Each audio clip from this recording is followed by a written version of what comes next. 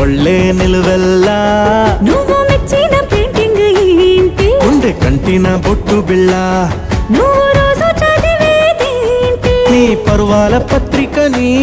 నువ్వు చూడొద్దు అనుకున్నదేంటి నీ కన్నుల నీటిని వేలి కన్నుల నీటిని ఎవ్వరి ప్రాణాలు వాళ్ళు చూసే వీలేదు